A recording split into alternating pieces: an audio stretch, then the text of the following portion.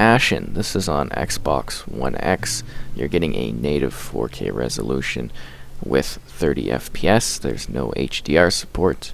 They do also have a 1080p mode, but that also apparently presents 1080 at 30 FPS, so I didn't think there was really much of a point of including it. So this is the first tech analysis that I've done just for frame rates.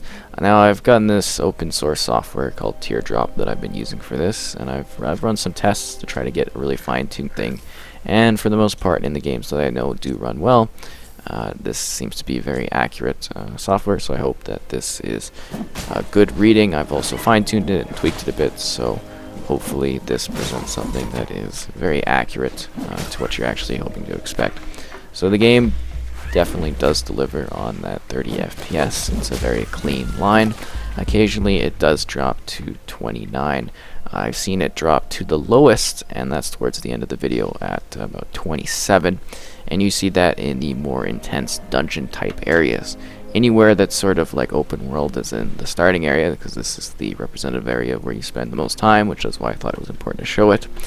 You're really mostly getting a completely locked frame rate on it. It's, you know, it's not smooth as 60 obviously, but you are getting a very clean frame rate, which is great.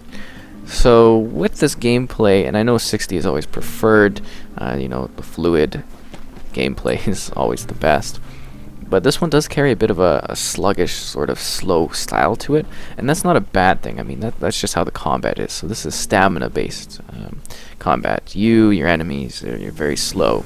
It's very pacing, you know, you have to pace yourself, and it's about patience and striking at the right time. So I've cut out the load screens on this to kind of speed things up, but they take about, I'd say, you know, usually 27 seconds, 30 seconds at a max. I've tested a few of them, and that's generally the sort of experience that you're going to get when you are playing this. I felt that the loading could have been a bit quicker, but it's not too detrimental. And yeah, for the most part, I think Ashen is a very lovely sort of experience. You know, you get these open world hub type areas where you actually get a very big draw distance. I don't really notice any issues in terms of like the distance, like rendering of things. Occasionally you'll see enemies sort of pop up as you're exploring and going through it, but it's very, like, unless you're really looking for it, you're not going to notice it in these vast areas. And I think that's really cool. I was just very generally impressed with the quality of the performance in this one for what it is. I mean, getting that very clean, minimalistic style, it looks fantastic. Yes, I would have loved to have 60, but at the same time, you know, the kind of style of combat really does complement, you know, the lower frame rate fine. And I know a lot of people will complain about that, but it does in this one. I think it's a very well done experience. I think it's got a lot to it.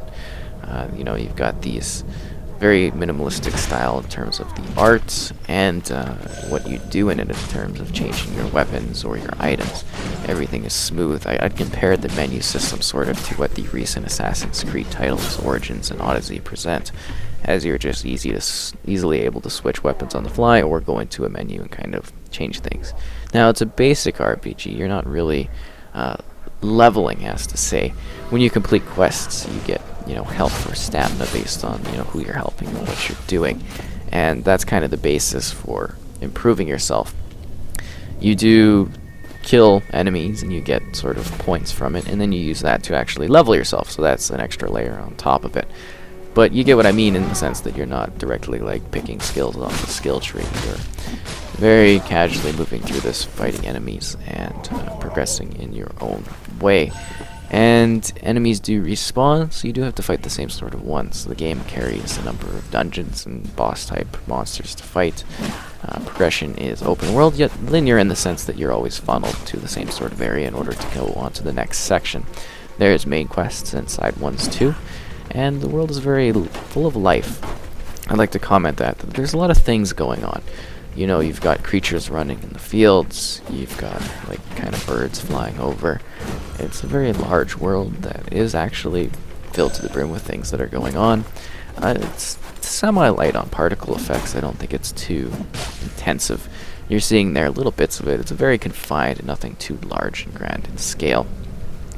And lighting-wise, it's usually a light game, but you do get into some like dungeon areas where you will use a lantern in order to light the way, and you do get that kind of effect. And I think that's really well done in this.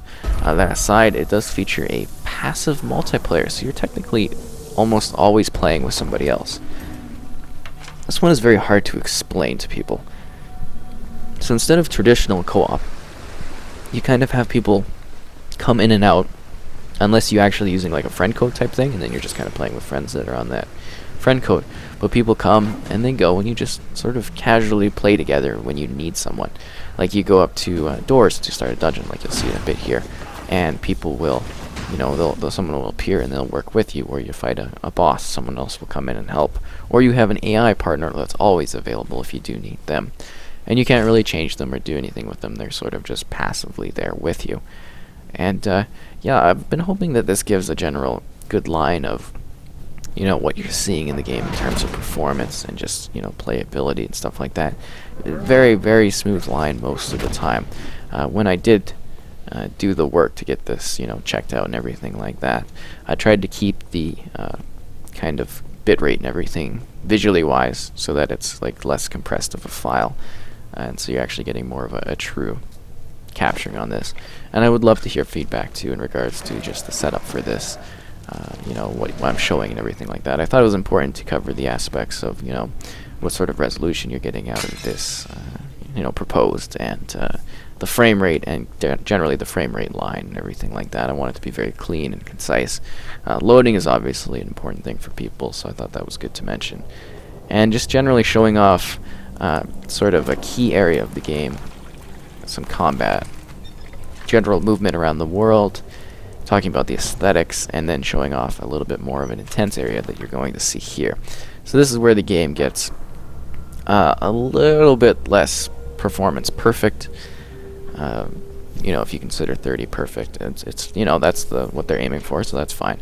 But you're seeing a little bit more at this particular segment once we get in here, that it is a little bit more demanding than other areas, and still, it's generally fine to play.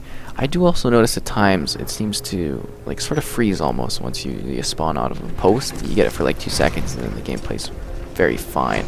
I didn't really have that happen while I was capturing this particular footage for it. Keep in mind, it does take a long time for it to kind of break down all the frames and everything like that. Quite a long time, actually, but I think it did a pretty good job. And I've been doing this comparison to try to get a good sense of how it ranks everything like that, and fine-tuning it more for what I'm trying to do with this, footage and stuff like that. And I think it presents it quite cleanly. And I hope you've enjoyed this look at Ashen on Xbox One X. It's also on Game Pass debuting, and on PC as well. So I definitely do suggest checking this one out, because I think it's a very lovely sort of game. And right now you're seeing the whole sort of look of the game when you are in those darker dungeon type environments where you're fighting with your lantern, and you're moving through darker worlds that still have lots of creatures going on. If you've been curious about the dips, it does seem to flare up a bit during the more heavy segments when you open up a map. And if you've been wondering why it drops during a loading screen, that's just generally what happens, so that's not something to be considered as part of the gameplay. But yes, it does have some more deeper drops during these heavier segments. But for the most part, it is a fairly clean FPS. And that's what I was really trying to get across, is that during demanding segments, you're going to get something that is a little bit harder. The ticks you've been seeing are basically what my system considers a tear in the, like a screen tear. And I hope this is helpful, at least in regards to showing off, how it plays and everything like that. Well, I hope you enjoyed the rest of it, and I'd love to hear your thoughts.